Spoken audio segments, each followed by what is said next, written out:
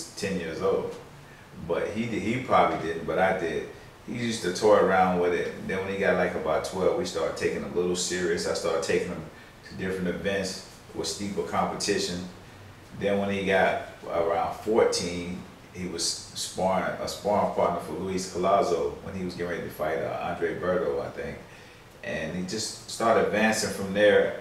And I always knew he'd be a pro, so I always said, well, I knew his birthday fell, his 18th birthday fell in a bad year for the Olympics, and they picked the Olympic team this year. So well, I'll just go ahead and turn him pro when he's 17.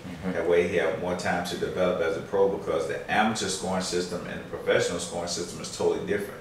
So he's gonna get caught up in the amateur scoring system. So I turn him professional so he can he's sparring professionals every day, just about world champions, and he's handling himself great with them. So I know somebody on the, when he first starts off, the type of competition he'll face, he won't have no problems. So I'd rather for him to get the taste while he's young, and let's say if he sticks with it, by the time he's 30, he can retire and don't have to box anymore, because he's starting at 17. So by the time he's 27, that's 10 years in doing, in the business, and hopefully by 30, he can retire from the sport. How have you prepared him as far as how to deal wisely financially? Well, he gets money every month from me, and I try to teach him, always have some money on standby. I try to teach him about residual income, having money to always having money coming in some kind of way, whether it's a Social Security check or a government check or a VA check or whatever. But I want him to be able to make money to invest it, where when he does stop boxing, he'll always have money coming in. So we talk about finances and things of that nature, because I want him to be a smart boxer. Plus, he's going to college too. He didn't say that on his interview, but he will be going to college, and he always has something to fall back on, his education, if boxing doesn't pan out for him. I still want him to be able to have an education, but I want him to be able to understand the boxing business instead of just boxing game. So I have to teach him everything about it. But as far as money-wise, I want him to be able to always have money coming in some kind of way, and use God gave him, the skills of box. So let him make it what he can make while he's in the sport, and invest his money wisely, and he'll always have a future for himself with an education. How long have you been training boxers? I've started training boxers in the military, so I say about 10 years. Okay. Right. Tell me about your biggest disappointment as a trainer.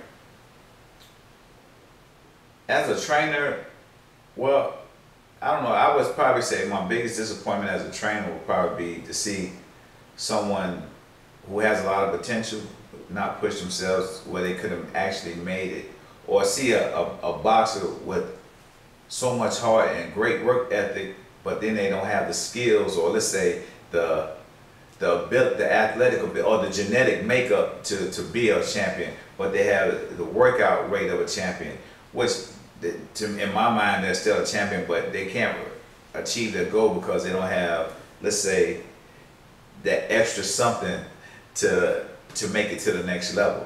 But they give it their all. That's the only thing that's really disappointing, because anybody who steps in that ring, to me, is a winner, because everybody can't be a boxer. It takes a special person to be a boxer, and if you got enough heart to step through those ropes, you're a winner in my book already. So everybody don't have the heart to do it. I tell my son, I say, you got more heart than 90% of people you ever meet in your life. So don't let nobody distract you from your dreams, because people don't always talk, whether you do good, they talk about Jesus. So if they talk about Jesus, all bets are off. Yeah, they can talk about anybody. Right. So. Tell me about your greatest joy as a trainer. As a trainer, my greatest joy was when my son won the national championship in San Antonio, Texas. Paint the picture for me. Tell me that story. He had to fight this kid, one of Oscar De La Hoya's kids that he's grooming, and kid looked pretty intimidating. Usually I don't let looks intimidate me, but I'm looking at the kid like, well, you know, everybody's hyping him up. All the judges knew the kid, and I was like, well, dog, probably a pretty tough fight for him. He seemed pretty confident, but I could tell he was a little nervous also. But it's so funny, we waiting in the bullpen, waiting to go into the ring for the fight, and somebody came up to us and said, hey, the Gamecocks just beat Alabama. And the Gamecocks, Alabama was #1 at the time. So I looked over at him and I had to think of something motivational to say to him. And I told him, I said, hey man, if the Gamecocks can beat Alabama, you can beat this kid. And he shut him out. He went out there and shut him out. This kid didn't score a point. He beat him 10-0. Really? And they were using an Olympic style scoring system. Really? And he beat the kid 10-0. And he won the national title. So I think that probably was the happiest point of my coaching career so far. Mm-hmm. So overcoming obstacles adds more to the ante. Correct. Yeah. Why do you think that is? It's you got the David and Goliath effect there. Why do you think that's more inspirational to people? Well, a lot of times, whenever you achieve something and you work hard for it, it's always better. You ever notice, like, you could be at your house and your mom got some cookies in the house, and if they give them to you for free, if they give you the cookies for free, they don't taste as good as if you had to work for them, or you had to go out and rake the yard and they give you the cookies or something. But, you know, like I tell people, boxing is like a bank account. You get out of it what you put into it. And that's basically like life, anything, you know. I always think, like I tell him, I said, man, God see how hard you work.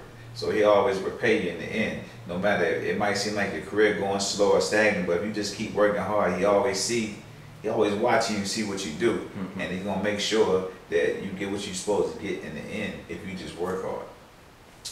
So your son just signed a contract to become a pro fighter. What's his #1 attribute that you credit to his success? Speed, God-gifted reflexes, and speed. Hand speed and God-gifted reflexes. Got to have that as a fighter. Right. Right. That I can't teach.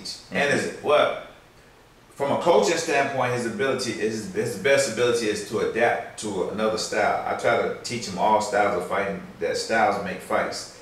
And that's come from a lot of studying. But for every style, there's a counter style. And he has to be able to adjust in the ring within, pick it up quick. Okay, he's southpaw, he's right-handed, he's left-handed, whatever. He has to be able to adjust real fast. So within that, with him being able to adjust quickly, that's probably his best attribute. And he has a real unorthodox style that it takes another coach 3 or 4 rounds to figure out how to stop it. Mm-hmm. By that time, the fight is almost over. Mm-hmm. So I didn't teach him the basic ordinary style. I taught him a style of his own where he's ordinary, so he's gonna get extraordinary results. Mm-hmm. So by the time you figure him out and catch up with his speed and quickness, you're still so far behind. Or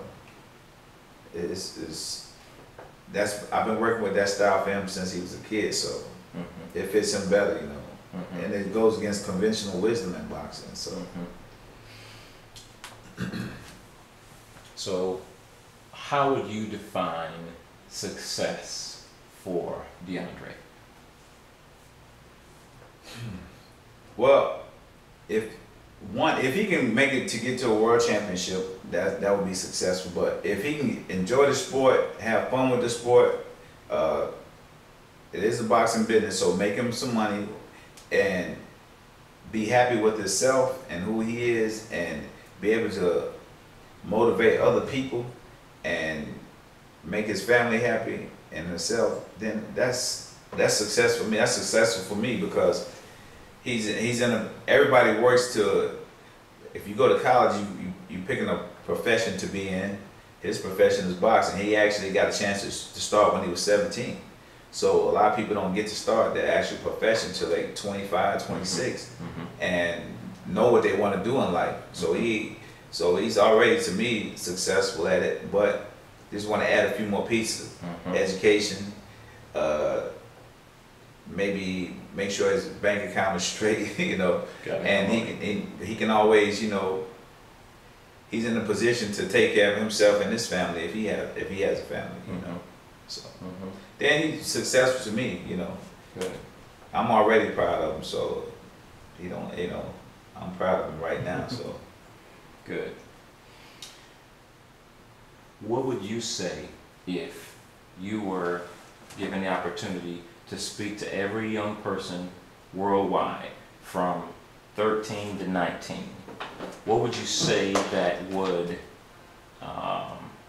give them, you know, something to push them toward the success that you've seen in your life and in the life of your son? What would you say to them? I would say, no matter what your dreams or goals are, you can't let nobody stop you from accomplishing your dream. Whatever you feel in your heart that you want to do, you got to push towards it. If it doesn't work, like I always say, if God closes one door, he always opens up another. So just say you wanted to be a race car driver. Let's just say you weren't able to drive the car. Maybe you know how to change the tires on the car, but you be around something that you love. But you gotta sacrifice to get to where you want to go. Nothing comes easy for nobody. Everybody if you look at any superstar, Michael Jordan, Michael Jackson, Larry Bird, anybody, you will look at how hard they had to practice. They say it takes at least 10,000 hours of practice to be great at something. So, like I tell him, you can be good at everything, but without dedication, you'll be great at nothing. So, everybody, you gotta push yourself and motivate yourself. And when things seem like they're the darkest or the dimmest, that's when you gotta push just a little bit, and the light will come through. So, you know, it's gonna be times in your life where you're not gonna feel like just giving up. You're gonna say, hey, man, I'm about to quit. But if you don't quit, just keep going a little bit, 2 or 3 more steps, you'll always get to that rainbow. So that's what I'm telling you. Don't stop. Keep your head up. Keep pushing forward. And if you keep pushing and driving hard, God always puts somebody in your life that'll help you. Always. It might be the last person you would expect to come through, but he always puts somebody in there to help you if he see that you're working hard, and he'll put somebody that gets you to the next level. So, who has been one of your best and most helpful mentors? Probably my mom. I mean, no matter what the situation is, she's not gonna cut through she's gonna be straight with me. If she feels it's this way, that's the way it's gonna be. But I watched my mom through years. I mean, she can make $1 out of 15 cents. She's a motivator for us. She always worked, always kept the family together, and she's a strong-willed and strong-minded person, and that's where I get it from. She's the person, I guess, who would motivate me most in this world. And I said, well, what would my mom do? Yeah, my father was a strong-willed guy also. He passed about 7, 8 years ago, but he was strong-willed too. No matter what the situation was, he'd always come through, and he didn't let nothing worry him. He just had the faith and belief that no matter what he did, it was going to prosper. So that's what I always feel. Wow. To this day. Wow. So I had to say my parents were the biggest motivators, and just watching them growing up. And you know, we didn't grow up in a house of, well, baby, you know, oh, baby, baby, baby, all that. We grew up with tough love, but they were tough people. And they say tough times don't last, tough people do. So I'm a firm believer in that. Your mom was a tough person. She's still tough to this day. Yeah. To this day. That's great, Dom. The floor is yours. Well, I just want to say, appreciate you interviewing me. I always see you when you sing the national anthem. Always motivating me, you know. And just want to keep doing boxing, having a good time, and keeping my son straight. And hopefully he'll get to, I know he'll get to the next level, and one day he's a future world champion. So we're going to keep grinding and keep supporting us, and come out and see his fights. Good. When's the next fight? His next fight will be August, but his first professional fight should be August 6th. Opponent to be announced, but he should be preparing for that right now as we speak. Good. Looking forward to it. All right. Dominic Robinson Neal. One and only.